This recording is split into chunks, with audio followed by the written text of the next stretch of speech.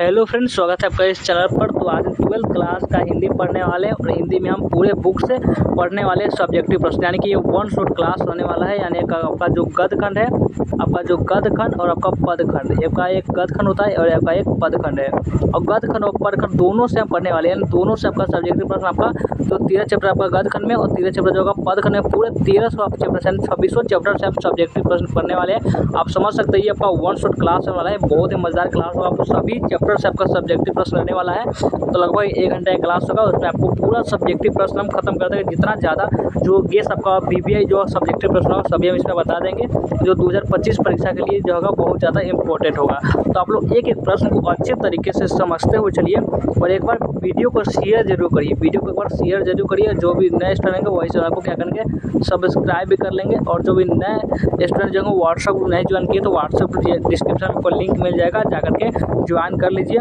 WhatsApp group. और like नहीं किए तो लाइक भी एक बार कर लेंगे, लाइक जरूर कर लेंगे वीडियो को। और चलिए देखना स्टार्ट करते हैं। सबसे जो पहला प्रश्न है वो आपको बताते हैं। सबसे पहला प्रश्न है कि कवित्री का खिलौना क्या है। आपका कवित्री का खिलौना क्या है, आपका सबसे पहला प्रश्न है। और ये कहाँ से लिया गया है, तो अगर बात करें तो ये पुत्र वियोग का क्वेश्चन। कहा गया पुत्र वियोग का, जिसको लिखे कौन होते हैं, जिसको सुभद्रा कुमारी चौहान जी लिखे होते हैं। तो कवित्री का खिलौना क्या है, इसमें आपका रहेगा आपके एग्जाम में कि कवित्री या फिर हो सकता है सुभद्रा कुमारी चौहान जी का खिलौना क्या है। तो लिखना आपको कैसे लिखना, आपको उत्तर इस प्रकार से कि कवित्री का खिलौना उसका पुत्र है, यानी कि उसका जो बेटा होता है उसका पुत्र होता है, वो उनका खिलौना, यानी कि उनसे ही वो खेलती रहती है, उनमें ही लगी रहती है दिन भर रात भर, यानी कि उनके चिंता में रहती है। तो इसलिए वो समझती है कि वो उनका जो खिलौना है, बच्चों का जो खिलौना होता है, वैसे ही जो सुभद्रा कुमारी चौहान जी का खिलौना है उनका ही बेटा है, उनका पुत्र है।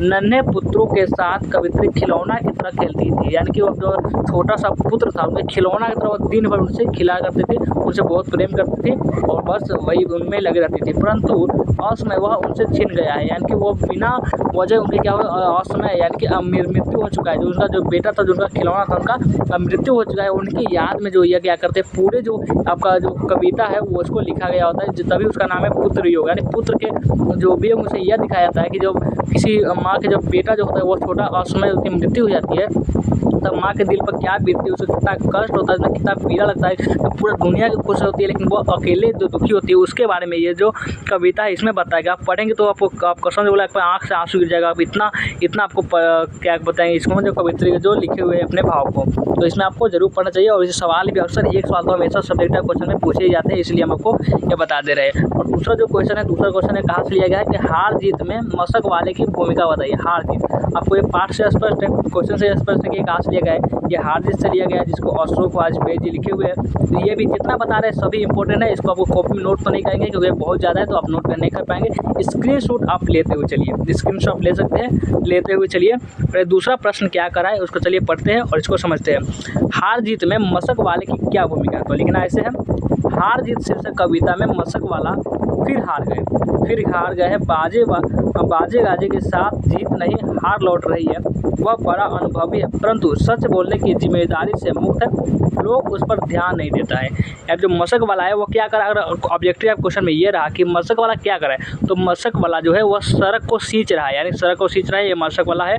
और जो हार जीत में यह बताया गया है कि मशक वाला यह बोल रहा है कि जो भी मान चलिए आपका जो गाँव है, गाँव तो नहीं आपका जो भारत देश है उसमें कुछ सेना किसी दूसरे देश से लड़ने के लिए गया होगा, मान चलिए कुछ लड़ने के लिए गया हो, तो वहाँ पे लौटेंगे तो सेना ही नहीं जानेंगे कि हमें जीत किसकी हुई है, हम हार के आ रहे हैं या फिर जीत के आ रहे हैं। किसको क्या पता है कि वो क्या जब भी हार भी गए तो बाजा वजा बजा रहे हैं, अब जा रहे हैं, तो इससे क्या होगा, वो कुछ नहीं फर्क पड़ेगा। यानी कि जब वो जीत के भी आएगा वो खुद ही बताएगा कि हम जीते हैं हारे हैं, तभी हम लोग को पता चलेगा कि हमारी जीत हुई है या फिर हार हुई है। या फिर क्या कर जनता क्या कर, जो भी वहाँ से अगर बाजे गाजे सर लौट रहा है, हार गया जीत, कोई पता ही नहीं है। यानी जो जीत गए तो भी वाह, हार गए तो भी वाह, कोई फर्क नहीं पड़ता। ये आपका हार जीत में बताया गया है। यानी हार जीत में मशक वाला जो है वो हमेशा सच बोल रहा है, सच बोलता है, पर वो इसको ध्यान नहीं जाता है। अगर कोई बाजा आ रहा है तो उसको कोई अनसुना कर देता है, इग्नोर कर देता है, किसको, मशक वाले को।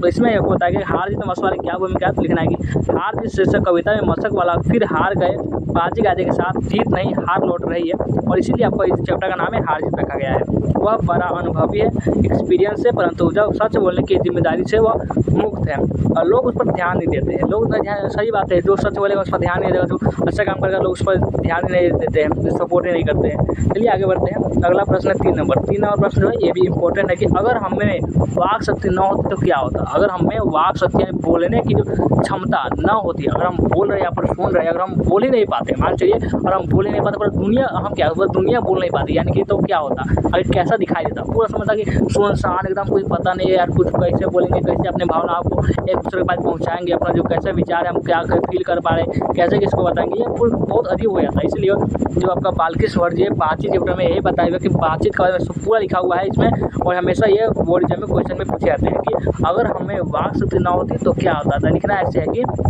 अगर हमें वाक शक्ति न होती तो यह समस्त सृष्टि, यानी यह समस्त सृष्टि, पूरा संसार जो था, पूरा ब्रह्मांड जो था वह गूंगा प्रतीत होता है, यानी कि सब गूंगा है, कोई बोल नहीं सकता। बोल नहीं सकता क्या, हम अगर कुछ आवाज़ भी आ रहा है तो हम दूसरे पास आवाज़ पहुँचा ही नहीं पाएंगे, क्योंकि आप बोल नहीं सकते ना।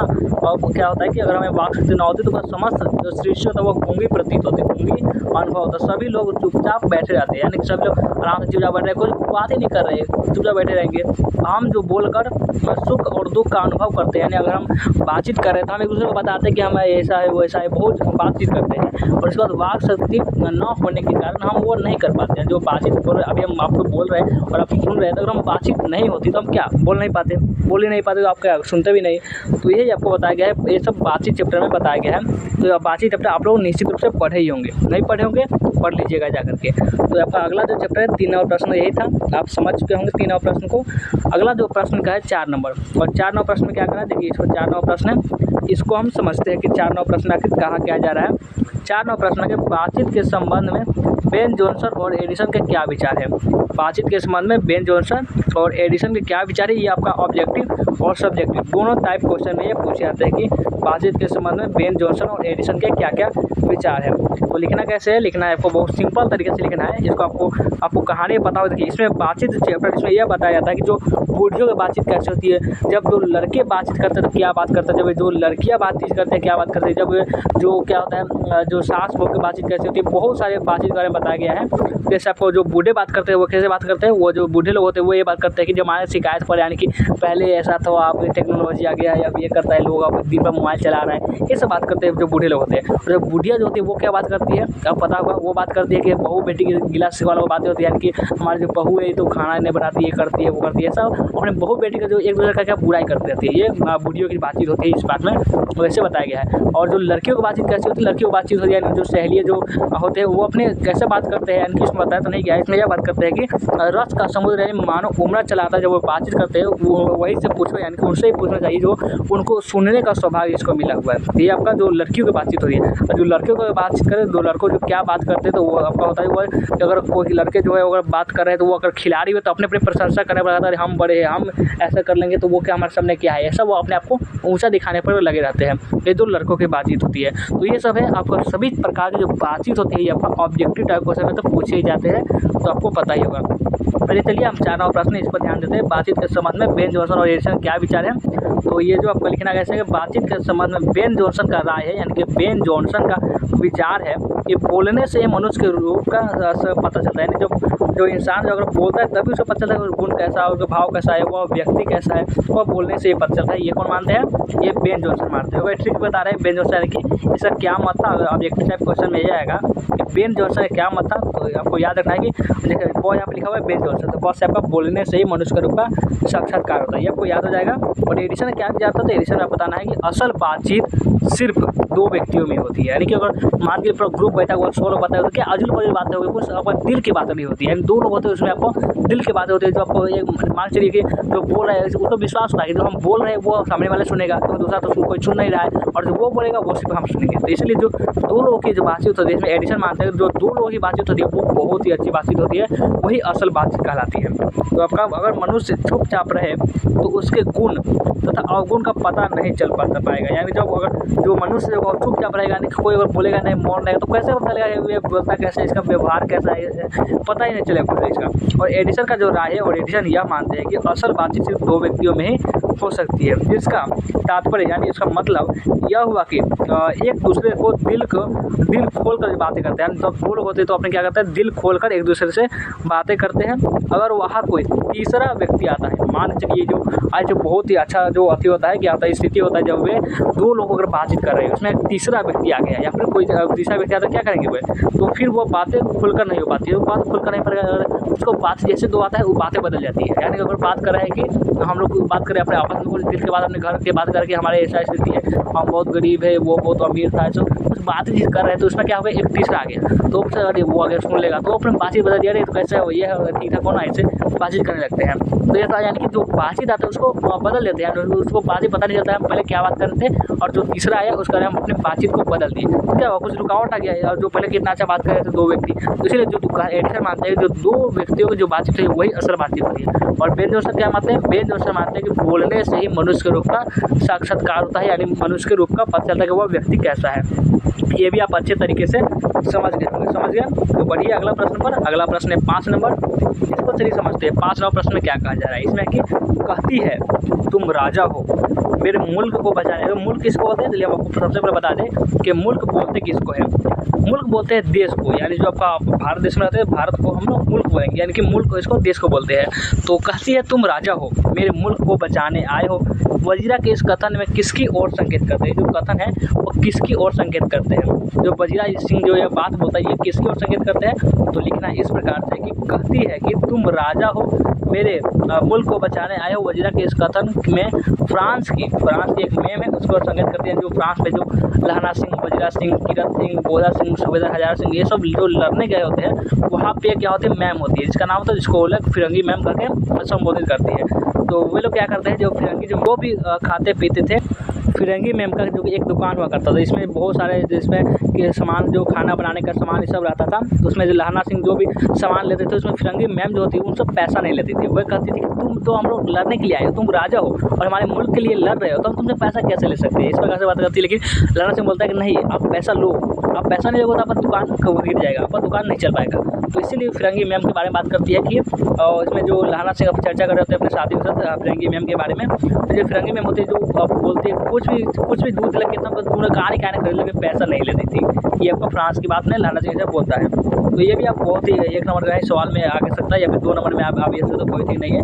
अब चलिए 6 नंबर प्रश्न ये क्या कह रहा है इसको समझते हैं। 6 नंबर प्रश्न है कि लहना सिंह के गाँव में आया, लहना सिंह के जो गाँव में आया था तुर्की मौलवी क्या कहता था। गाँव में आया जो लहना सिंह जो उसने कहा था, जो पार्टी ये लिया गया था, उसने कहा था जो आपका पाठ है ये वहाँ से लिया गया है। जब उसने कहा जो पाठ है उसको पढ़ेंगे इतना मज़ा आएगा ना, इतना मज़ा आएगा पूछिए मत, कोई मूवी से कम नहीं है। हाँ एक और बात है, इसको मूवी बात है कि इसमें जो मूवी बनी हुई है आप लोग नहीं देखे होंगे, देख लीजिएगा जरूर, बहुत अच्छा पूरा आपका जो स्टोरी है ना आपका उसने कहा था कि पूरा आपको समझ में आ जाएगा। उसने कहा था सर्च करेंगे तो बहुत पुरानी मूवी है, हिंदी मूवी शायद ये, उसको आप जरूर देखेंगे। पूरा जो आपका ये पाठ है ना पूरा उसमें वजीरा सिंह, किरत सिंह सब होता है, पूरा आपको समझ में आ जाएगा। पूरा वो बनाया गया हुआ ये पाठ पर ही बनाया गया हुआ है, तो उसको आपको जरूर देखना चाहिए, जरूर देखेंगे।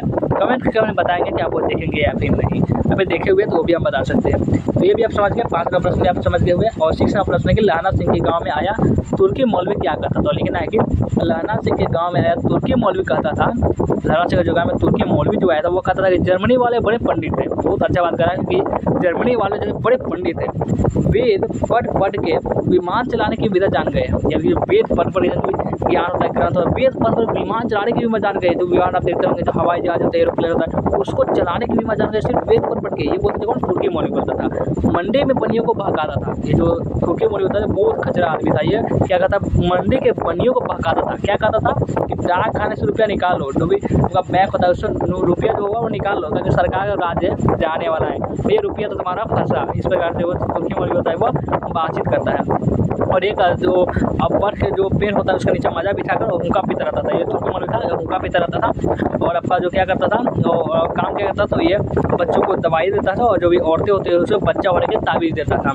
तो ये लहना सिंह में यही बातचीत होती है। तो उसने कहा था, इसमें भी आपका लगभग ये 2 या 3 दृश्य उसमें आप पढ़ेंगे तो आपको इस बारे में पता चलेगा। आगे बढ़ते हैं अगला प्रश्न पर। अब देखिए 7 नंबर प्रश्न है, ये कहाँ से दिया गया है, तो ये आपको लिया गया है संपूर्ण क्रांति से। ये संपूर्ण क्रांति से ये लिया गया है। संपूर्ण क्रांति जिसको कौन लिखे होते हैं, जिसको जयप्रकाश नारायण जी इसको लिखे होते हैं। तो ये जो है इसमें देखिए चुनाव सुधार के बारे में जयप्रकाश जी के प्रमुख सुझाव क्या थे। चुनाव सुधार के बारे में, यानी चुनाव कैसे सुधारा जा सकता है। आपको आजकल देखता हूँ कि चुनाव में बहुत सारे रुपये खर्च होता है, तो उसमें यह बताया गया कि चुनाव सुधार के बारे में जयप्रकाश जी के क्या प्रमुख विचार क्या थे, उन सुझावों से आप क्या सुझाव से आप सहमत है, आप उसको सपोर्ट करते हैं या नहीं, इसमें भी बताना है। तो लिखना है कि चुनाव सुधार के बारे में जयप्रकाश जी के प्रमुख सुझाव निम्नलिखित हैं, यानी नीचे लिखे गए हैं और बताना है एक एक। सबसे पहला कि चुनाव को पद्धति में आमूल परिवर्तन होना चाहिए। वही बहुत ज़्यादा परिवर्तन होना चाहिए। आजकल चुनाव क्या चुनाव होता है, कोई पता नहीं चलता यार चुनाव हो रहा है, ये इलेक्शन हो, कुछ पता नहीं चलता है। और आपका जो दूसरा है कि चुनाव पर होने वाले खर्चों को कम होना चाहिए, यानी सीधे पैसा लूटो, दारू शराब ये सब बेचे रहते हैं, यानी कि वो सिर्फ वोट देने के लिए वो कुछ भी बात से ज़्यादा वो किसी को भी चुन लेती है, यानी कि कोई ठीक ही नहीं है। नवंबर हो रहा है तो हमको चुनना है, पैसा लेकर चुनती है, यानी कि अगर हमको राजा चुनना है तो हम कुछ अच्छे चुनेंगे, कुछ सारे चुनेंगे जो हमारे देश को विकास कर सके। तो यहाँ पर जनता तो किसी को भी चुन लेती है, यानी कि सिर्फ पैसे पर, सिर्फ दारू पीकर, मान चलिए दारू या कुछ दे देते हैं, बस चुनाव हो गया। और आपका तीसरा जो है गरीब उम्मीदवारों के चुनाव में भाग लेने का प्रयास करना चाहिए। गरीब उम्मीदवार जो भी हम लोग खड़ा नहीं हो पाते सिर्फ इसीलिए क्योंकि वो चुनाव का खर्चा जो होता है वो बहुत ज़्यादा होता है, इसलिए वह क्या करती है कि अब भाग ही नहीं लेते हैं जो गरीब लोग होते हैं। उसमें अगर हो भी गए तो जीत नहीं पाते, क्योंकि जो अमीर लोग होते हैं उसको हरा देते हैं। आपका जो चारमा क्या है, चारमा पॉइंट होना चाहिए मतदान प्रक्रिया स्वच्छ और स्वतंत्र होना चाहिए। जो मतदान जो भी वोट करे वो स्वच्छ होना चाहिए, यानी उसमें किसी भी प्रकार का दबाव नहीं होना चाहिए। और जयप्रकाश नारायण जी ये भी कहते हैं कि जो हमारे जो मान चलिए 10 लोग का ये ग्रुप है, 10 लोग ग्रुप है, इसमें से 10 लोग जो है एक उम्मीदवार को वो खड़ा करे, सभी मिलाकर एक उम्मीदवार को खड़ा करे और बिना उससे कोई पैसा नहीं ले, यानी कि उसका कोई अंकुश नहीं रहना चाहिए। सिर्फ वो जब जीत जाएगा तो उसको वो जो भी जनता का सिर्फ जनता को उसको बात मानना होगा, और जो बात नहीं मानेगा तो उसको उस पद से इस्तीफा देना होगा। ये जयप्रकाश नारायण जी कहते हैं। और जयप्रकाश नारायण जी को हम लोग जेबी भी कहते थे और बचपन जी का नाम बाउल भी था, ये भी आपको याद रखेंगे। पेपर के उम्मीदवारों के चयन में मतदाताओं का हाथ वास्तव में हो, ये आपको होना चाहिए। और आपका ये जो आपका छठा जो होगा, चुनाव के बाद मतदाताओं का अपने प्रतिनिधियों पर अंकुश हो, यानी कि अब क्या होता है, जबकि चुनाव जीत गया पता नहीं चला जो जीतने वाला अब क्या करता है, कहा तुम कहा वोट लेने के मतलब रहता है। तो इसमें जयप्रकाश नारायण जी कहते हैं कि अगर कोई व्यक्ति चुनाव जीत रहा है तो उसमें कोई पैसा अगर नहीं लिए होंगे तो उसमें आपका अंकुश होगा, उसमें आपको होगा कि हाँ हमने तुमको वोट दिया था, हमारा तुम अब काम करो, ये आपका होता है। और आपका जो अंतिम सबसे पहले जन संघर्ष समितियाँ आम राय से जनता के लिए सही उम्मीदवार का चयन करिए, ये भी आपको बहुत ज़्यादा आपको चुनाव सुधार के बारे में जो आपका ये भी काम आपको करना चाहिए। तो चलिए अगला देखते हैं। अब अगला प्रश्न प्राप्त है उसको चलिए समझते हैं। अगला जो प्रश्न है देखिए, इसका अगला प्रश्न क्या करा है, 8वां प्रश्न है। ये भी बहुत ज़्यादा इंपॉर्टेंट है प्रश्न है कि जहाँ भय है वहाँ मेघा नहीं हो सकती, क्यों? जहाँ भय है वहाँ मेघा क्यों नहीं हो सकती? मान लीजिए अगर कुछ जोखिम नहीं लेंगे, कोई रिस्क नहीं लेंगे तो कहाँ से आपको कुछ होगा? कुछ नहीं होगा, यानी सब में आपको खतरा है, सब में आपको रिस्क है। तो ये जहाँ भय है वहाँ मेघा क्यों नहीं हो सकती, यही आपको कारण बताना है। इसमें कारण बताना कैसे लिखना है, लिखना है कि हम जानते हैं कि बचपन से ही हमारे लिए ऐसे वातावरण में रहना अत्यंत आवश्यक। हमें जानते हैं कि बचपन से ही हमारे ऐसे वातावरण में रहना आवश्यक है जो स्वतंत्रता पूर्ण हो।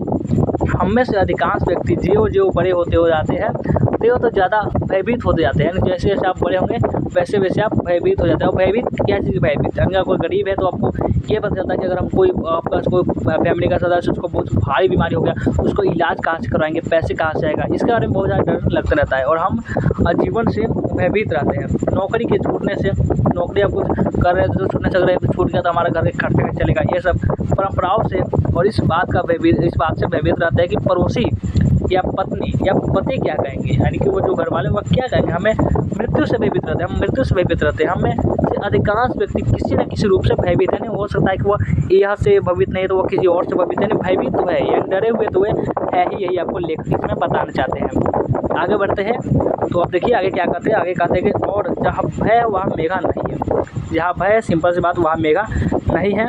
निसंदेह यह मेघा शक्ति भय के कारण दब जाती है। जो मेघा की शक्ति है भय के कारण क्या होती है, वह दब जाती है। मेघा शक्ति वह शक्ति है जिससे आप भय और सिद्धांतों की अनुपस्थिति में स्वतंत्रता के साथ सोचते हैं, ताकि आप अपने लिए सत्य की वास्तविकता की खोज कर सकें। यदि आप भयभीत हैं, यानी यदि आप भयभीत हैं, यदि आप डरे हुए हैं तो फिर आप कभी मेधावी नहीं हो सकते, आप कभी मेधावी बन ही नहीं सकते, कभी जीवन में नहीं हो सकते।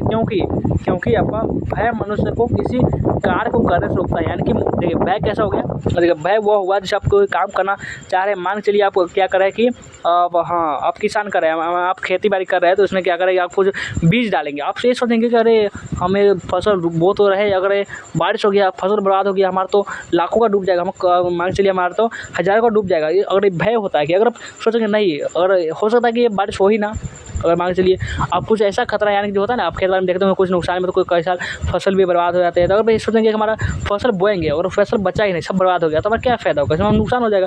ऐसा सोचेंगे तो आप फसल ही नहीं होंगे, तो सब आदमी भूखे मर जाएगा। इसके लिए आपको क्या करना होगा, जोखिम तो आपको लेना ही होगा, जोखिम तो आपको लेना ही पड़ेगा, यही आपका नियम है। वह महत्वाकांक्षा फिर चाहे आध्यात्मिक हो या फिर सांस्कारिक चिंता और भय को जन्म देती है। यानी कि आपको वैसे वातावरण में रहना जहाँ आपको उचित, आपको कुछ रिस्क तो आपको लेना ही पड़ेगा, क्योंकि आपको ऐसा बिना रिस्क लिए कोई हो नहीं सकता।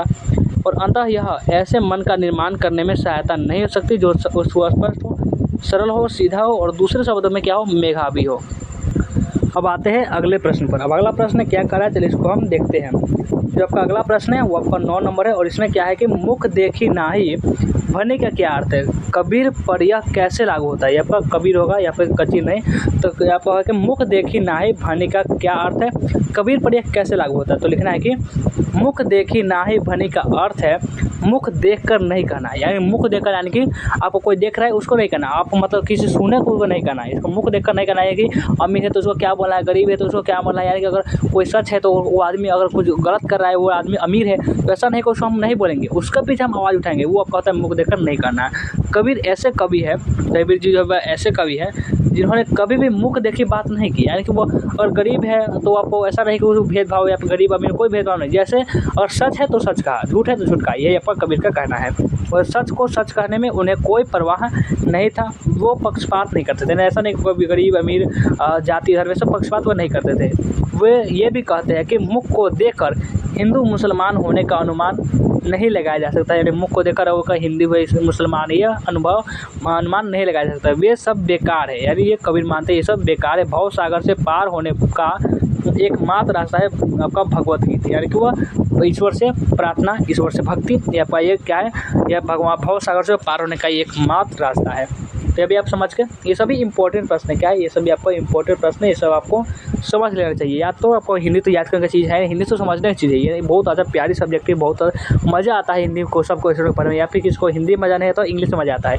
यही आपको इंटरेस्टिंग जो दो है आपका लैंग्वेज जो पेपर होता है, ये आपका इंटरेस्टिंग आपका पेपर होता है। बाकी सब तो फिजिक्स केमिस्ट्री ये सब कुछ बोरिंग ही आपको लगता होगा, किसी को आपका इंटरेस्टिंग होता है। तो ये देखिए 10वां नंबर जो आपका चैप्टर है कि चैप्टर नहीं सवाल है कि सूर्य के काव्य की किन विशेषताओं का उल्लेख कवि ने किया है। और लास्ट तक बनाइएगा पूरा गदखंड और पदखंड पूरा का आपका आज समाप्त कर देने वाले, लगभग 1 घंटे का क्लास होगा, पूरा समाप्त कर देंगे आज। सूर्य के काव्य की किन विशेषताओं का उल्लेख कवि ने किया है। कवि नाभादास ने सूर्य के काव्य के चमत्कार, अनुप्रास एवं उनकी भाषा की सुंदरता की सराहना की है। इनकी भाषा में उपस्थित तुक की प्रशंसा की है। क्या की तुक की प्रशंसा की है। सूर्य ने अपने काव्य में कृष्ण के जन्म, कर्म यानी कि अपने जन्म के बारे में, कर्म के बारे में, कैसे काम किए, गुण के बारे में, रूप को आदि को भी दर्शाया। कवि नाभादास कहते हैं कि जो सूर्य के काव्य को सुनेगा उसकी बुद्धि विमल हो जाएगी। जो भी सूरदास के जो काव्य की इनकी कविता को सुनेगा उसका बुद्धि जो होगा उसका जो बुद्धि विमल हो जाएगा। ऐसा कौन कहते हैं, ऐसा कबीर जी बोलते हैं सूरदास जी के बारे में। तो ये भी आप समझ गए। तो अब आते हैं नेक्स्ट क्वेश्चन है कि 11 नंबर जो बहुत ज़्यादा इंपॉर्टेंट प्रश्न है। भगत सिंह ने कैसे मृत्यु को सुंदर कहा है। वे आत्महत्या को कायरता क्यों कहते हैं, इस संबंध में उनके विचारों को स्पष्ट करें। भगत सिंह क्या कहते हैं, भगत सिंह ने कहा है कि आज़ादी के लिए संघर्ष करते हुए मृत्यु दंड के रूप में मिलने वाली मृत्यु से सुंदर कोई मृत्यु नहीं हो सकती। देखिए इसमें भगत सिंह ये कहता है, भगत सिंह के बारे में कौन नहीं जानता, भगत सिंह एकदम वीर थे, कौन नहीं जानता, कोई ऐसा आदमी जो भगत सिंह के बारे में नहीं जानता। लेकिन भगत सिंह तो क्या थे, वो मानते थे कि जो आत्महत्या जो होगा वो घृणित अपराध है। देखिए मान के चलिए जो मृत्यु सबको आनी है, सभी जो जन्म लिया है उसको मृत्यु तो फिक्स है कि आएगा ही आएगा। तो ऐसा जो हम देश के लिए मृत्यु यानी कि वो देश है उसके लिए हम अगर फांसी पर चढ़ रहे हैं उसके लिए हम मृत्यु हो रहे हैं, मरना तो सभी को, लेकिन अगर कुछ देश कुछ काम करके मर रहा है तो उससे ज़्यादा सुंदर मृत्यु, उससे ज़्यादा गर्व के बाद और कुछ हो ही नहीं सकते। ये भगत सिंह का ऐसा मानना था और इससे ही बात भी है। और क्योंकि यह मृत्यु आगे आने वाली पीढ़ी में आज़ादी के संघर्ष के लिए एक जुनून पैदा करेगी। यानी कि ये सब कुछ सोचेगा, ये जो आदमी था ये क्या किया, देश के लिए मरा, यानी सब अपने मौत मर के, लेकिन देश के लिए मरा, ऐसा होता है। व्यक्तिगत कष्ट और दुखों के चलते, व्यक्तिगत कष्ट यानी किसका, सब बात करें तो किसके जीवन में दुख नहीं है, किसके जीवन में कठिनाई नहीं है। और आप वही भगवान राम भगवान कृष्ण को उठा तो वो भी क्या वो दुख नहीं झेले, वो भी दुख झेले। भगवान राम भी वनवास गए बहुत सारा, और कृष्ण जी तो वो अपने माता पिता से ही दूर के चले गए थे। भगवान यहाँ पे आए धरती पर, वो भी सुखी नहीं रहे, तो हम लोग कैसे सुखी रह सकते हैं। दुख सुख ये तो आता रहता है। इसमें बात करते हैं कि व्यक्तिगत कष्ट और दुख के चलते अगर कोई आत्महत्या कर लेता है तो उससे बढ़कर कायरता और कोई नहीं हो सकता। आत्महत्या को कायरता मानते हैं, कौन मानते हैं, तो भगत सिंह मानते हैं। वे अपने साथी को पात्र के माध्यम से बताते हैं, यानी कि अपने साथी को क्या कहते हैं, पात्र के पत्र, यानी कि वो पत्र नहीं, पत्र के माध्यम से बताते हैं, यानी कि वे एक दूसरे से पत्र चिट्ठी भेजते हैं, इसके माध्यम से वे बताते हैं कि विपत्तियाँ तो व्यक्ति से पूर्ण बनाते हैं। जो भी कठिनाइयाँ आती है, वो विपत्तियाँ आती है, वो तो व्यक्ति को और मजबूत बनाने आती है, वो और पूर्ण बनाने आती है, ताकि उसे लड़ने की क्षमता देती है उसको। उनसे बचने के लिए आत्महत्या का रास्ता चुनना बहुत बड़ी कायरता है, सबसे बड़ी कायरता है। अगर कोई आपको संघर्ष से बचने के लिए, कोई आपको कुछ काम है उससे बचने के लिए कोई मृत्यु करा, उससे बड़ा जीवन में करे कोई और कोई हो ही नहीं सकता, ऐसा भगत सिंह मानते हैं। और भगत सिंह कौन थे, भगत सिंह जो पूरे परिवार थे वो सभी स्वतंत्र सेनानी थे, सभी देश के लिए मर मिटने वाले थे। छोटा छोटा बच्चा था भगत सिंह का जो घर का, वो भी देश के लिए फांसी पर चढ़ने के लिए हर वक्त तैयार रहता था। ऐसा नहीं था इनका माथा पे रोकते थे, अरे बेटा मत जाओ, देश के लिए मत मरो अपने, मतलब ऐसा नहीं था। वो भी चाहते थे कि हाँ हमारा बेटा कुछ कर रहा है, उनको भी गर्व होता था कि हमारा बेटा देश के लिए मर रहा है। भगत सिंह के जो माता पिता और उनके जो भाई थे वो भी सभी क्रांतिकारी ही थे। आगे बढ़ते हैं, देखिए अब आगे अगला प्रश्न है, अगला प्रश्न पर आइए, उसको सॉल्व कीजिए, आपको बनाइए। 12वां प्रश्न क्या करा है कि कला के लिए सिद्धांत क्या है, कला के लिए सिद्धांत क्या है, इस प्रश्न को चलिए समझते हैं। कला के लिए सिद्धांत क्या है, तो कला के लिए सिद्धांत से तात्पर्य, इससे मतलब यह है कि प्रगीतों मुक्तकों का चलन अधिक होना और लंबी कविताओं का नकार देना, यही आपको क्या होता है, कला के लिए सिद्धांत होता है। और 13 नंबर जो प्रश्न है कि प्रगीत को आप किस रूप में परिभाषित करें। जो प्रगीत होता है, देखिए एक चैप्टर है आपका नामवर सिंह का, प्रगीत और समाज, वो हम पूरा उम्मीद है कि आपको पढ़े होंगे तो बिल्कुल भी आपको पसंद तो नहीं आया होगा, क्योंकि बहुत बोरिंग चैप्टर है, बहुत बोरिंग, यानी एक दो सवाल पूछा तो इसलिए पढ़ना जरूरी है, तो बोरिंग हमें और हमारे बच्चे उस चैप्टर को हम डिलीट ही कर दे, मान के चलिए इतना, ये तो हमें तो बिल्कुल पसंद नहीं आता वो चैप्टर। इसके बारे में क्या धारणा प्रचलित रही है, वह क्या कारण है तो हमें पता नहीं चला, क्योंकि तो लिखते हैं ना उतना अच्छा नहीं लिखे, क्योंकि सभी चैप्टर हम पढ़े हुए सभी बहुत ज़्यादा इंपॉर्टेंट है, बहुत अच्छा लगा है पढ़कर, लेकिन वो चैप्टर उतना हमें पसंद नहीं आया। आपको कैसा लगा हमें कमेंट करके भी बता सकते हैं। तो देखिए प्रगीत, ये जो प्रश्न है, प्रगीत को आप किस रूप में परिभाषित करेंगे, तो इसके बारे में क्या धारणा प्रचलित रही है, आपको कैसे लिखना है कि प्रगीत का अर्थ एकांत संगीत या अकेले बैठकर गाया हुआ गीत माना जा सकता है। इसके बारे में यह धारणा प्रचलित रही है कि प्रगीत के रूप में प्रायः उसी कविता को स्वीकार किया जाता है जो बिल्कुल व्यक्तिगत और आत्मपरक होती है। ये आपका प्रगीत के बारे में बताया जाता है। और आपको समझ में आया या फिर नहीं आया कमेंट करके हमें जरूर बताते हुए चलेंगे। आगे बढ़ते हैं कि पहले करवक में व्यंजित, ये 14वां प्रश्न है कि पहले करवक में व्यंजित जायसी के आत्मविश्वास का परिचय अपने शब्दों में आपको देना है। तो लिखना कैसे है, तो आपको सबसे पहले बताते हैं पहले करवक में कवि अपने आत्मविश्वास को दर्शाया। जो पहले जो आपका करवक है 2 भागों में बांटा गया है। सबसे पहले करवक की बात करें तो आत्मविश्वास को दर्शाया, यानी कॉन्फिडेंस को। कवि का एक ही आँख है, क्या है, कवि का एक ही आँख है, इनका जायसी जी का, जायसी का पूरा नाम मलिक मोहम्मद जायसी, तो इनका जो क्या है एक ही आँख है।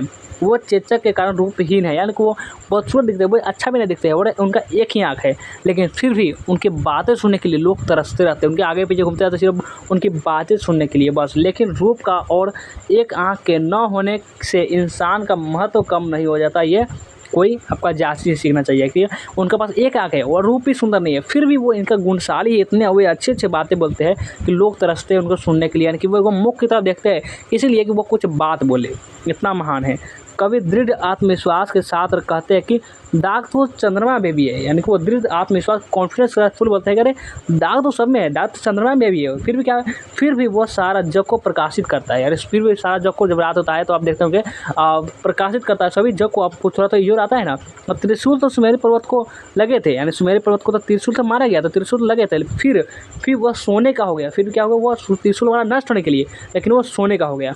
पानी तो समुद्र का खरा होता है, यानी जब पानी देखेंगे समुद्र का वो हमेशा खरा होता है, यानी खरा करने का मतलब वो नमकीन होता है, और फिर भी वो अशुद्ध और अपार होता है, यानी कि फिर क्या हो गया, वो अशुद्ध और अपार होता है, यानी पवित्र होता है, बहुत ज़्यादा अपार होता है। उनको बहुत, जैसे समुद्र देखते होंगे आप, उसको कोई धारा नहीं होती है, इस प्रकार से बहुत अपार होता है। अतः ऐसा नहीं है कि कुछ अवगुण के कारण सारे गुण खत्म हो जाते हैं। ऐसा नहीं है किसी व्यक्ति में, देखिए गुण और अवगुण सब में होते हैं। अगर आप में कुछ गुण होगा, कुछ अच्छी बातें होगी, कुछ बुरी बातें होगी, ऐसा नहीं है कि सब बहुत ही गुणशाली ही होंगे, ऐसा कुछ नहीं होता है। सब में थोड़ा गुण होता है, थोड़ा अवगुण, ये सब होता है। तो ऐसा नहीं है कि अगर कुछ बहुत सारा एक अवगुण है किसी व्यक्ति में, सारे गुण उसका खत्म नहीं हो गए, उसका भी गुण है, अवगुण भी है। कवि का यह आत्मविश्वास जनमानस के लिए एक नई चेतना है। ये आपका कौन बोलते हैं? ये जायसी से बोलते हैं। तो ये जो सवाल है आप पूरे अच्छे तरीके से समझ गए होंगे, पूरे पाठ को हम समझ चले। आज आपका किताब ही आपको खत्म कर देना है, आपको एक भी सवाल नहीं छोड़ेंगे आज। चलिए आगे बढ़ते हैं, आगे आइए। अगला प्रश्न है 15 नंबर, और 15 नंबर प्रश्न है, कवि ने किस रूप में स्वयं को याद रखे जाने की इच्छा जो है व्यक्त की है? कवि ने किस रूप में स्वयं को याद कर जाने की इच्छा व्यक्त की? इसकी इच्छा का मन बताइए। तो लिखना कैसे है? कवि कहते हैं कि यह जगत तो नश्वर है। कवि कहता है कि ये जो जगत जो है नष्ट होने वाला है, यार नश्वर जगत है, केवल कृतियाँ ही अमर रह जाती है। जो कृतियाँ जो आप काम करते हैं ना, वही सिर्फ अमर रह जाती है, बाकी सब तो नष्ट हो जाना है। जिस प्रकार पुष्प अपने नश्वर शरीर त्याग देता है, जिस प्रकार जो पुष्प जो होता है वो आपका जो नश्वर शरीर होता है वो त्याग देता है, किंतु उसकी सुगंध धरती पर व्याप्त रहती है। यानी जो उसकी सुगंध होती है वह रह जाती है। फूल जो होगा उसको तोड़ भी लेंगे तो उसका सुगंध होगा, सुगंध मिटा सकते हैं? नहीं मिटा सकेंगे, सुगंध आप मिटा ही नहीं सकेंगे।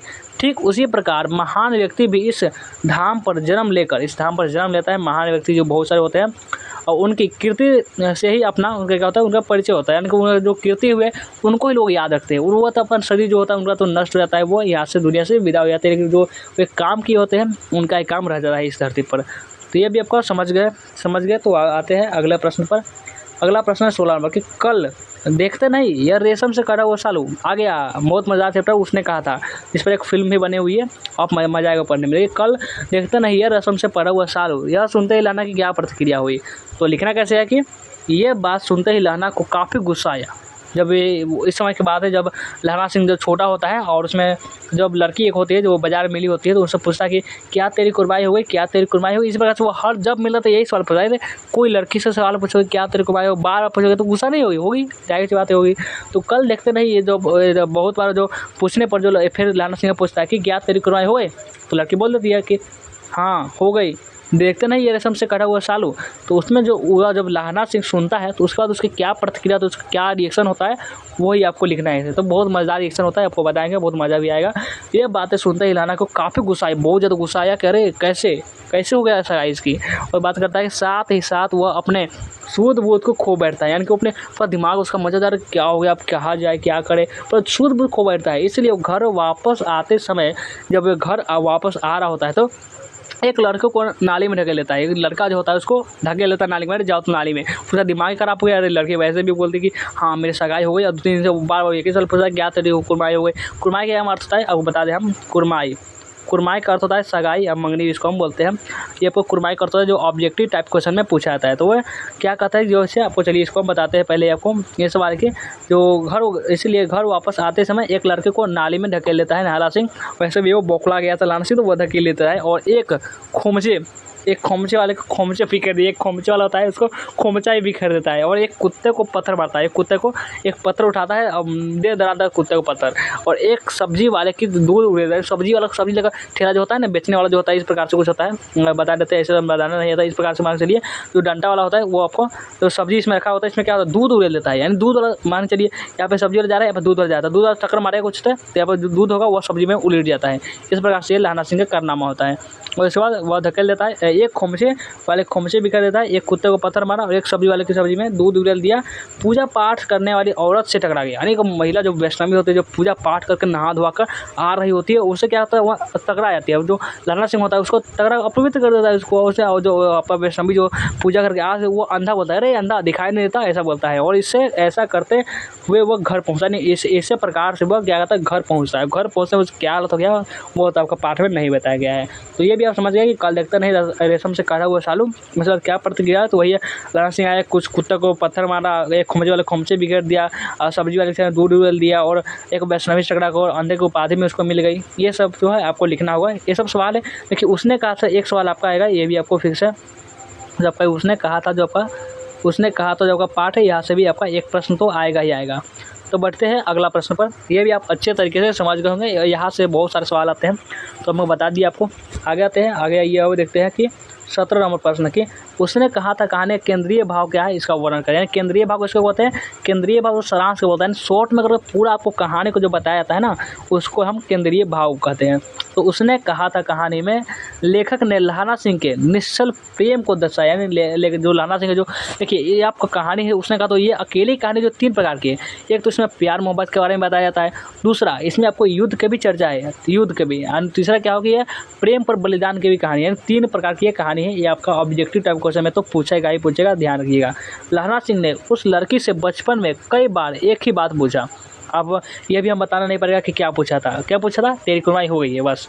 क्या पूछा था, तो तेरी कुर्बानी हो गई है क्या, और लड़की धत कहकर दूर भाग जाते हैं। जब ये पूछा था कि क्या तेरी कुर्बानी हो गई, लड़की कहती धत, बस भाग जाती थी। उसके बाद क्या होता, रोज़ाना पूछते थे और हमेशा तो क्या था कभी कभी बाजार में मुलाकात हो जाती थी। और इससे यह साफ प्रतीत होता है कि लहना सिंह के दिल में उस लड़की के लिए प्रेम था, लड़की के लिए प्रेम था लहना सिंह के दिल में।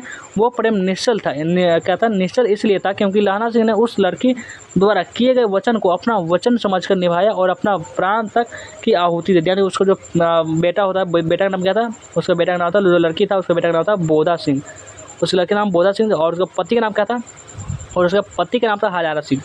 पति का क्या नाम था, हजारा सिंह। जो भी लहना सिंह का जो मेन होता है, यानी कि मेन होता है उसको हम सूबेदार का पर्व होता है उसको हम हजारा सिंह, वो उसका नाम होता है। वो क्या होता है, वह सूबेदारनी का पति होता है, और उसका बेटा होता है बोधा सिंह। दोनों को जान बचाते बचाते लहना सिंह बेचारा मर जाता है। यानी कि वो अपने वचन को, यानी कि वो इसलिए सारे वचन निभाता है क्योंकि वो बचपन से लड़की से बहुत प्यार करता था, इसलिए। तो ये भी आप जो 17वां प्रश्न है ये भी आप अच्छे तरीके से समझ चुके होंगे। अगर समझ गए तो आते हैं अगला प्रश्न पर। आप देखिए कि अगला प्रश्न क्या करा है। 18वां प्रश्न है कि जयप्रकाश नारायण कम्युनिस्ट पार्टी में क्यों नहीं शामिल हुए। ये आपका संपूर्ण क्रांति पार्ट से क्वेश्चन आ चुका है कि जयप्रकाश नारायण कम्युनिस्ट पार्टी में क्यों नहीं शामिल। देखिए जयप्रकाश नारायण का स्टोरी सुनेंगे तो बहुत ज़्यादा इनका संघर्ष रहा है, क्योंकि वे पढ़ने के लिए अमेरिका गए थे। अमेरिका क्या नहीं किए, होटलों में काम किए, जूता साफ किए, जितना भी समझ लिए कि जितना नहीं करना चाहिए वो काम वो अभी जयप्रकाश नारायण किए हुए हैं। और फिर भी जब वहाँ से लौटे तो फिर लोग इसको ताना मारने लगे, अरे अमेरिका का दलाल आ गया, ये देखो क्या कराए गया है, अमेरिका में क्या बाबू से बन रहा है, ये सब बहुत बोलते हैं इनको। और जयप्रकाश ने आपका जयप्रकाश नारायण कम्युनिस्ट पार्टी में शामिल क्यों नहीं हुए, ये आपका सवाल है।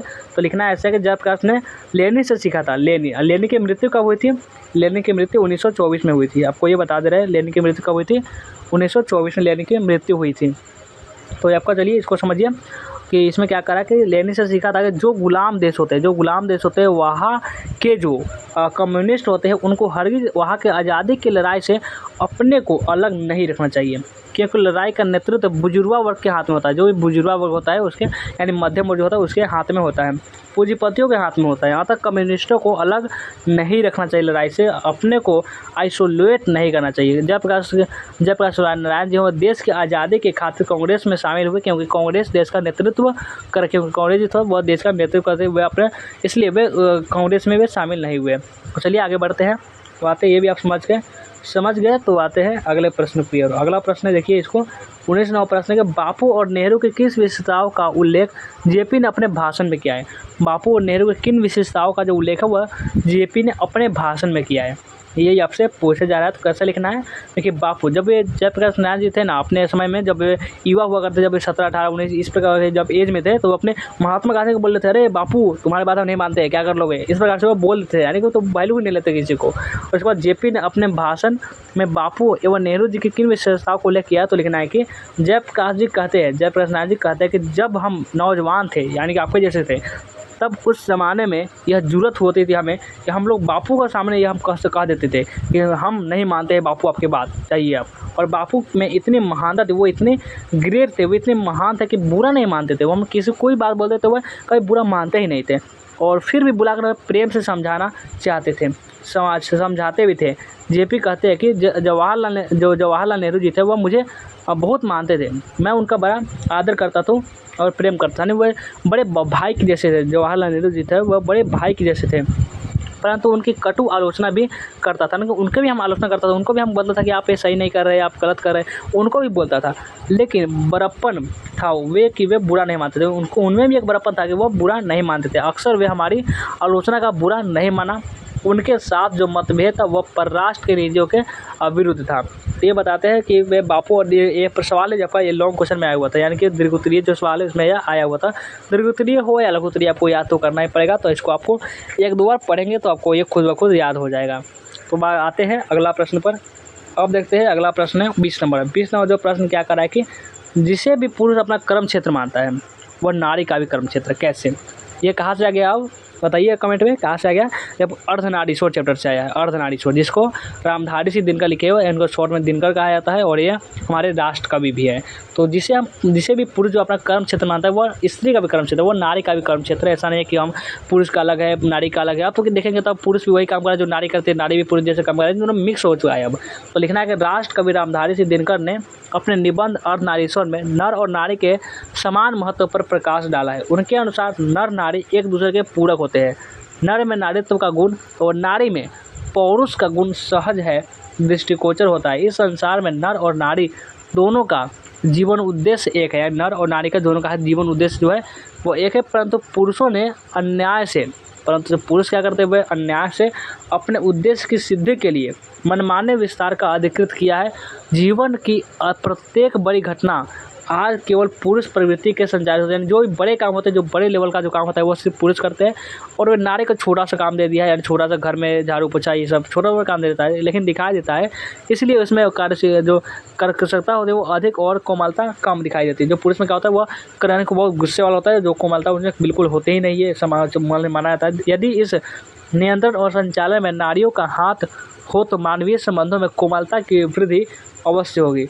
जीवन यज्ञ में उसका भी अपना हिस्सा है। जीवन यज्ञ में जो है उनका भी अपना हिस्सा है, और वह हिस्सा घर तक ही सीमित भी, जो घर तक ही सीमित नहीं है। नारी का जो हिस्सा है वो सिर्फ घर तक ही नहीं है और चार दीवार के अंदर ही नहीं है, वो बाहर, या आप तो समझ लीजिए बहुत ज़्यादा बाहर भी काम हो रहा है, यानी लड़कियाँ जॉब कर रही है, बहुत सारे काम है जो आप जो लड़के कर सकते हैं वो लड़कियाँ भी कर सकती है, यही आपको सच्चाई है। और आज नारियों को हर क्षेत्र में कार्य मिल रही है, उसे वे बड़ी समझदारी से उतनी ही मजबूती के साथ करती है जितने कि पुरुष करते थे। यदि पुरुष अपना वर्षवादी रवैया कम करे तो यह संभव है कि इस प्रकृति के द्वारा इनके कोई विभेद नहीं किया जाए। तो हम कौन हैं? तो उनका विभेद करने, हम कौन होते हैं उनका विभेद करने वाले। अतः पुरुष जिसे अपना कर्म क्षेत्र मानता है वह नारी का भी कर्म क्षेत्र है, यानी कोई ऐसा नहीं है कि वे नारी कर्म क्षेत्र या पुरुष कर्म क्षेत्र, जो पुरुष का कर्म क्षेत्र है वही नारी का भी कर्म क्षेत्र है। यही आपको इस जो आपका सवाल है इससे आपको पता चलता है। तो आपका चलिए अगला प्रश्न पर अब आते हैं। अगला प्रश्न है कितना नंबर? 22 नंबर प्रश्न। 22 नंबर प्रश्न आ चुका है। इसमें क्या है कि अर्धनारीश्वर की कल्पना क्यों की गई होगी, यानी कि अर्धनारीश्वर की जो कल्पना वो क्यों की गई होगी, आज इसकी क्या शर्त है, आज इसकी क्या ज़रूरत है। यानी अर्धनारीश्वर की जो कल्पना की गई है यानी शंकर जी और पार्वती जी का जो कल्पित रूप है, इसकी क्यों दिखाया गया है सर? तो लिखना है कि अर्धनारीश्वर शंकर और पार्वती का कल्पित रूप है। सबसे पहले तो आपको यही लिखना है कि अर्धनारीश्वर जो है वह शंकर जी और पार्वती जी का क्या कल्पित रूप है। अर्धनारीश्वर के द्वारा स्त्री और पुरुष के गुणों को एक एक करके बताया गया है कि जो पुरुष का क्या गुण है, स्त्री का क्या गुण है, वह अर्धनारीश्वर के द्वारा एक एक बनाया गया है। अर्धनारीश्वर को पाठ को पढ़ेंगे तो इसमें सिर्फ यही बताया गया है कि नर और नारी जो है वह समान है, यानी इसमें तुलना किया गया है नर और नारी के बीच में कि नर और नारी पूर्ण रूप से समान है। ये वो उसमें से एक के गुण जो है वो दूसरे के दोष नहीं हो सकते, यानी कि ऐसा नहीं कि सिर्फ एक का अगर गुण है तो वह दूसरे का दोष है, यानी कि अगर कोई अच्छा काम कर रहा है तो वही अच्छा काम अगर दूसरे व्यक्ति कर रहा है तो वह खराब है, ऐसा नहीं हो सकता।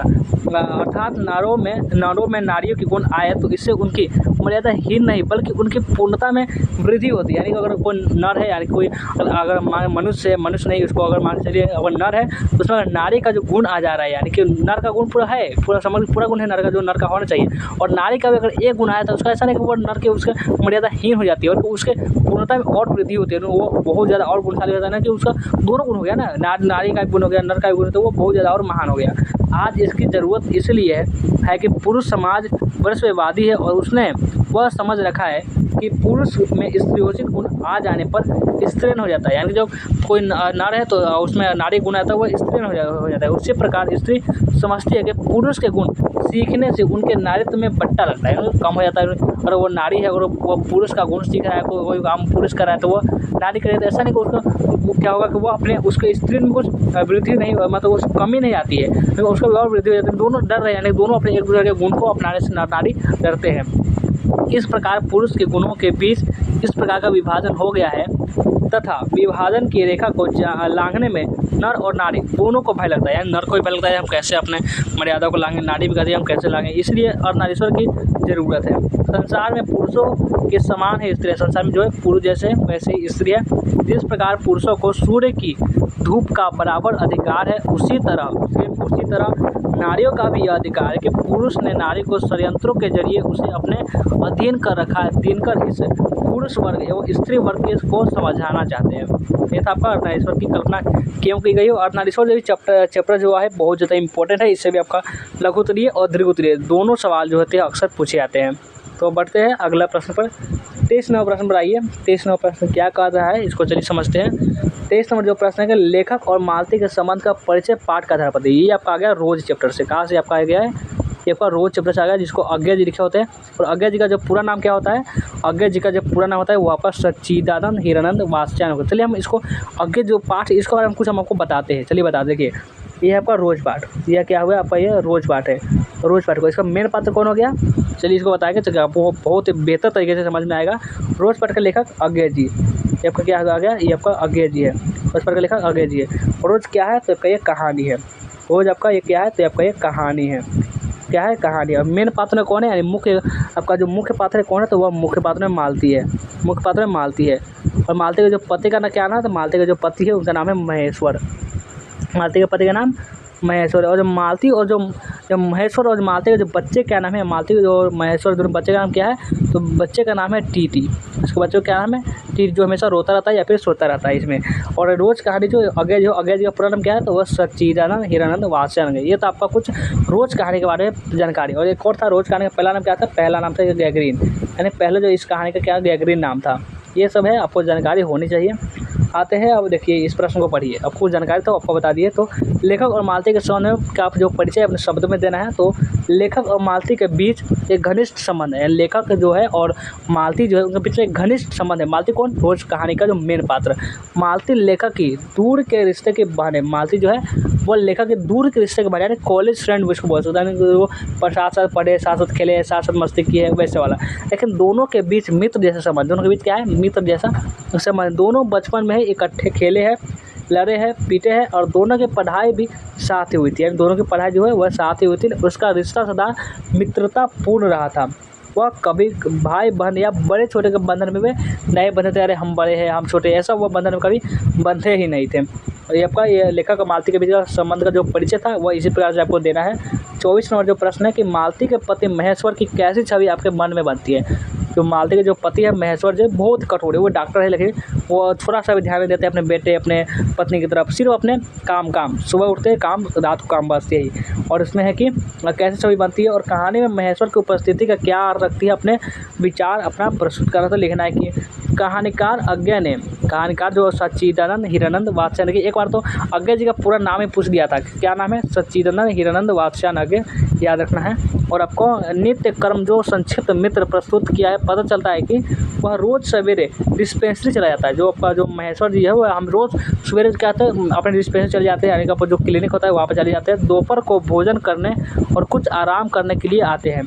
शाम को फिर डिस्पेंसरी जाकर रोगियों को देखते हैं और उसका जीवन में रोज एक ही धैर्य पर चल रहा है कि सिर्फ एक ही काम है, एक ही काम होता है। वो सिर्फ क्या करता है? पैर काट दिए, कभी हाथ काट दिए। जो गैंग्रीन जो होता है, जो वो कांटा चुभने से होता है, अगर वह फैल गया तो आदमी की मृत्यु हो सकती है। इसलिए जो होता है जिस अंग में गैंग्रीन जो कांटा चुभा होता है उसको अंग को काटना होता है, तो ये आपका गैंग्रीन होता है। चलिए अब आगे बढ़ते हैं, अगले प्रश्न पर आते हैं। अब देखिए आपको तो बताए हुए थे, अगला प्रश्न देखिए देखो 25 नंबर प्रश्न, गैंग्रीन क्या है? हम बताए थे, अभी हम आपको गैंग्रीन के बारे में बता रहे थे गैंग्रीन क्या है। चलिए आपको ये समझ जाइए कि गैंग्रीन क्या है।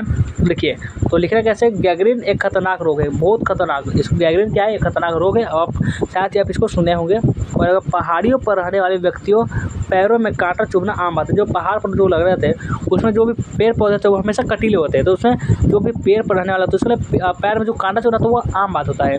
परंतु कांटा चुभने के बाद बहुत दिनों तक छोड़ देने के बाद, कांटा आपका चुभ गया और जब बहुत दिनों तक छोड़ देते हैं तो उस व्यक्ति का जो पाँव जो जख्म का शक्ल अख्तियार हो लेता है, जो जख्म का जो होता है वो जख्म बन जाता है, जो भी आप कांटा हला होता है उसको जख्म बन जाता है, वह बाद में जाकर गैंग्रीन का रूप ले लेता है, जिसका इलाज मात्र पाँव का काटना ही है। यानी अगर कोई आपको कांटा हल रहा है, कोई गोटला जैसे कुछ काला जैसे हो जाता है, उस प्रकार से आपको डॉक्टर को दिखाना चाहिए। ऐसा नहीं कि अगर आप ऐसे रह देंगे कि गाँव के हम अपने ठीक हो जाएगा तो आपको क्या दिक्कत हो सकती है, फिर गैंग्रीन हो सकती है। कभी कभी तो इस रोग से पीड़ित रोगी की मृत्यु तक हो जाती है। और आप देखिए ये भी आप समझिए गैंग्रीन क्या है। तो गैंग्रीन एक प्रकार का खतरनाक रोग है जो कांटा चुभने से होता है। सिंपल भाषा में आप समझ गए होंगे। 26वां प्रश्न के हम तो केवल अपने समय की आवश्यकता की उपज है। इसको कैसे लिखना है, ये आपका कहाँ से लिया गया है, तो आपका लिया गया है एक लेख और एक पत्रचित्र, जिसको भगत सिंह लिखे होते हैं। और चलिए ये भगत सिंह के अनुसार लिखना कि हम तो केवल अपने समय की आवश्यकता की उपज है। इसमें भगत सिंह के अनुसार यदि मनुष्य यह सोचने लगे कि अगर मैं कोई कार्य नहीं करूंगा तो वह कार्य नहीं होगा, तो यह पूर्णतः गलत है। अगर मनुष्य यह सोचता है कि अगर हम ये काम नहीं करेंगे तो यह काम नहीं होगा, ये गलत है। वास्तव में मनुष्य विचार को जन्म देने वाला नहीं होता, अपितु परिस्थितियाँ विशेष विचारों वाले व्यक्तियों को पैदा करते हैं। अर्थात हम तो केवल अपने समय की आवश्यकता के ही उपज है। आगे आते हैं अगला प्रश्न, जब देश के भाग्य का निर्णय हो रहा हो, जब भी देश की जो भाग है उसका निर्णय हो रहा है कि भाग का, अगर देश की बाजी चल रही है, देश खतरा की बाजी चल रही है, तो क्या व्यक्तियों को अपना भाग उसको भुला देना चाहिए। तो क्या है, व्यक्तियों के भाग को भुला देना चाहिए। आप आज जब देश आज़ाद है, भगत सिंह के इस विचार का आप किस तरह मूल्यांकन करेंगे। अपना प्रश्न जो पक्ष है वह प्रस्तुत कर लिख रहा है कि भगत सिंह का यह विचार है कि जब देश के भाग का निर्णय हो रहा हो तो व्यक्तियों के भाग को पूर्णतः भुला देना चाहिए। जो भी व्यक्तियों का जो भाग होगा उसको पूर्णतः भुला देना चाहिए। बहुत ही उत्तम तथा श्रेष्ठ विचार है। आज जब देश आज़ाद है तब भी भगत सिंह का यह विचार पूर्णतः प्रासंगिक है, क्योंकि किसी भी काल या परिस्थिति में देश या समाज मनुष्य से ऊपर ही रहता है। यदि देश का विकास होगा तो ही वहाँ के रहने वाले लोगों का विकास होगा। जब देश से आगे नहीं बढ़ेगा तो वहाँ लोग आगे कैसे बढ़ेंगे। जब देश का विकास होगा तभी लोगों का विकास होगा। वही यदि देश पर किसी प्रकार की विपदा आती है तो वहाँ के निवासियों को भी कष्ट का सामना करना पड़ेगा। इसलिए हमें सदैव अपने से देश की श्रेष्ठता, विकास तथा मान सम्मान के विषय में सोचना चाहिए, साथ ही इसके निरंतर प्रयास भी करना चाहिए। तो ये भी आप अच्छे तरीके से समझ गए। तो आइए अगला प्रश्न पर कि गंगा पर पुल बनाने में अंग्रेजों ने दिलचस्पी क्यों नहीं लिया। कहाँ से लिया गया, ये और सतरिया जो आपका चैप्टर है ये वहाँ से लिया गया है, जिसको जगदीश चंद्र माथुर जी लिखे होते हैं। इसमें नदियों के बारे में चर्चा होता है। कौन सी नदी के बारे में, तो गंडक नदी के बारे में इसमें चर्चा किया जाता है। तो ये सवाल है कि गंगा पर पुल बनाने में अंग्रेजों ने दिलचस्पी क्यों नहीं ली। तो लिखना है कि गंगा के पार बिहार का दक्षिणी क्षेत्र था। गंगा पार क्या था, बिहार का दक्षिणी क्षेत्र था, जहाँ अपेक्षाकृत अधिक जागृति थी। साथ ही वह अंग्रेजी के प्रति एक बगावत भी पनप रही थी। यानी जो आपका जो समुद्र था उसके उस पार था, वह अंग्रेजों के खिलाफ बगावत चले था। नहीं, हमने अंग्रेज को विरोध करके इस प्रकार से, और अंग्रेज चाहते थे कि अगर हम इस प्रकार से पुल बना देंगे तो यहाँ के जो लोग हैं चंपारण के वो वहाँ चले जाएंगे, दोनों भैया जो मिल जाएगा हो सकता है कि हम पर खतरा बन जाए, हम पर विरोध करें। इसलिए जो अंग्रेज थे वे नहीं बनाना चाहते थे पुल। यदि गंगा पर पुल बन जाता तो दो स्थितियों के सामने आने की पूरी संभावना थी। चंपारण में अंग्रेजों द्वारा अमानुषिक अत्याचार हो रहे थे, तो यदि पुल बन जाता तो इन अत्याचारों की गूंज बिहार के शेष भाग में फूट सकती थी और एक बगावत का रूप ले सकती थी। यानी एक दूसरे के विरोध कर सकती थी अंग्रेजों की, और दोनों ओर से आपका आवागमन प्रारंभ हो जाता और दक्षिण का बागी स्वर चंपारण के अत्याचारों का रक्षक बन जाता, तो सारे बिहार में बगावत खड़ी हो सकती थी। यह अंग्रेज जानते थे, इसलिए वे क्या किए, गंगा पर जो पुल बनाते उसमें दिलचस्पी नहीं लिए। तो ये भी आप समझ गए। आइए अगला प्रश्न पर आते हैं। चलिए अब आइए नेक्स्ट क्वेश्चन क्या करा है।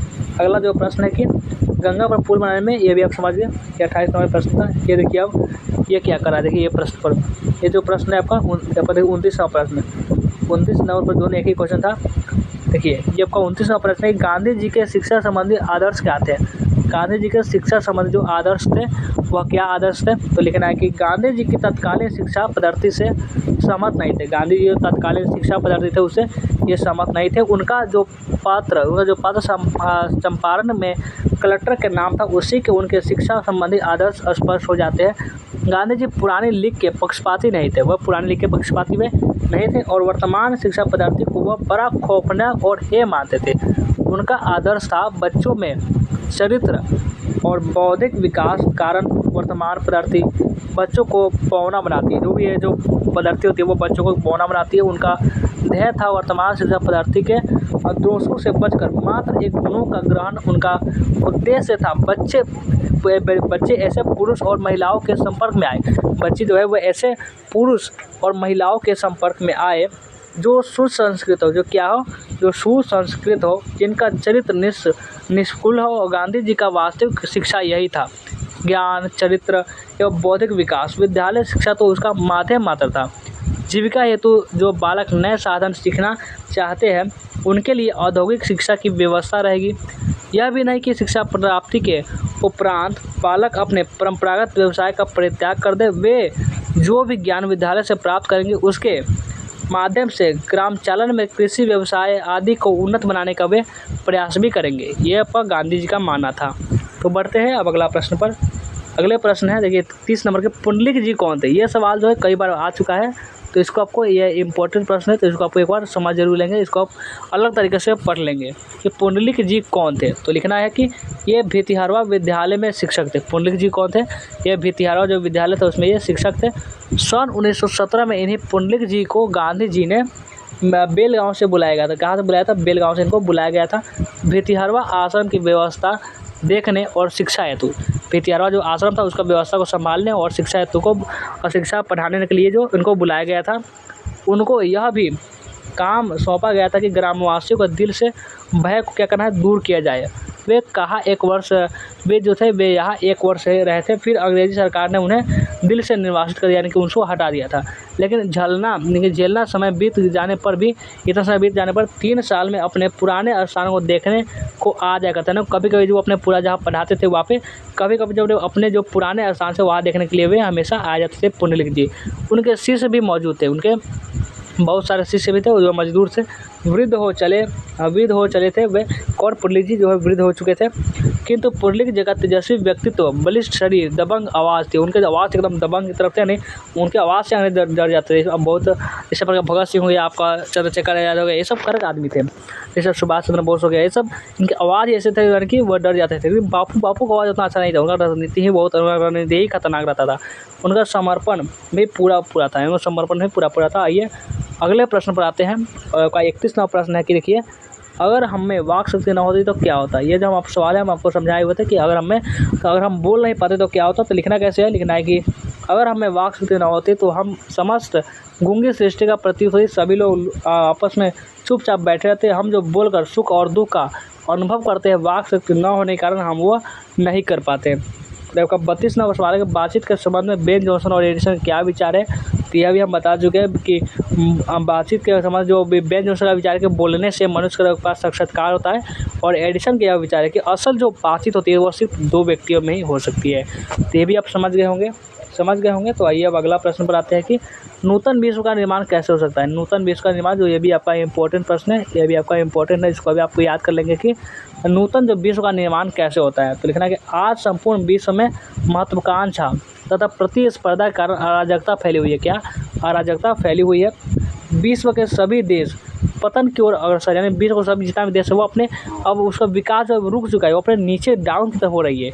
इसे रोकना मानव समाज के लिए एक चुनौती हो गई है, और इस चुनौती का प्रत्युत्तर पूर्णता से भी तभी दिया जाएगा जब हम अभय हो, यानी हम भय से निकल सकेंगे। हम एक हिंदू या एक समयवादी या एक पूंजीपति की भांति न सोचें। हम अपने जाति का, अपने हिंदू ऐसा नहीं हम हिंदू है मुसलमान इस प्रकार से न सोचें, अपितु एक समग्र मानव की भांति इस समस्या का हल खोजने का प्रयत्न करें। हम इस समस्या का हल तब नहीं खोज सकते जब तक कि हम स्वयं संपूर्ण समाज के खिलाफ क्रांति नहीं करते, इस महत्वाकांक्षा के खिलाफ विद्रोह नहीं करते जिस पर संपूर्ण मानव समाज आधारित है। जब हम स्वयं महत्वाकांक्षी न हो, परिग्रही न हो, तो हम अपनी सुरक्षा से न चिपके हो, तभी हम इस चैलेंज का प्रत्युत्तर दे सकें, तभी हम नूतन विश्व का निर्माण कर सकेंगे, एक अच्छे विश्व का निर्माण जो हम कर सकेंगे। तो ये भी आप चलिए अगला प्रश्न जो है आपका, ये अंतिम प्रश्न है। ये क्या है आपका? ये अंतिम प्रश्न है। चलिए इसको हम पढ़ते हैं। और पूरा आपका गद्यखंड आप पढ़कर पूरा समाप्त कर दिए। आज बहुत ही 1 घंटे का क्लास था। देखिए 36वां प्रश्न है, पहले इसको हम चलिए समझ लेते हैं। क्रांति करना, सीखना और प्रेम करना तीनों पृथक प्रक्रियाएं नहीं है। कैसे? ये क्रांति करना, सीखना, प्रेम करना तीनों पृथक जो प्रक्रिया नहीं है, आखिर कैसे, क्यों नहीं है? तो लिखना है हमें यह मानकर चलना चाहिए कि विश्व में पहले से ही अराजकता फैली हुई है। विश्व में क्या है, पहले से अराजकता जो है वह फैली हुई है। इसलिए हमारे समाज को अराजकता स्थिति से निकालने के लिए समाज में क्रांति की आवश्यकता है। समाज में क्या है, क्रांति की आवश्यकता, विरोध करने की आवश्यकता है। तभी हम सुव्यवस्थित समाज का निर्माण कर सकेंगे। यदि हम सचमुच इसका क्षय देखते हैं, यानी हम अगर सचमुच इसका क्षय, इसका विनाश देखते हैं, तो हमारे लिए एक चुनौती है। इस ज्वलंत समस्या का हल खोजें। इस चुनौती का उत्तर हम किसी प्रकार देते हैं, यह बड़ा महत्वपूर्ण प्रश्न है।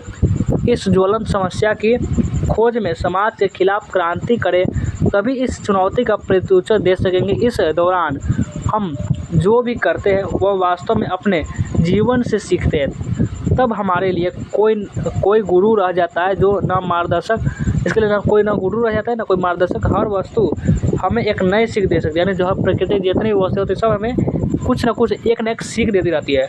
तब हमारा जीवन स्वयं गुरु हो जाता है और हम सीखते जाते हैं। जिस किसी वस्तु से सीखने के क्रम में गहरी दिलचस्पी रखते हैं, उसके संबंध एक प्रेम से खोजते हैं, उस समय हमारा क्या होता है, संपूर्ण सत्ता उसी में रहती है। ठीक उसी भांति जैसे जिस क्षण यह गहराई से महसूस कर लेते हैं कि यदि हम महत्वाकांक्षी नहीं होंगे तो क्या हमारा ह्रास नहीं होगा, यह अत्यंत महत्वपूर्ण हो सकता है। और इस महत्वाकांक्षा को पूरा करने के क्रम में क्रांति करना सीखना, प्रेम के साथ रहता है, ये सब करना इम्पोर्टेंट है, यह ज़रूरी है।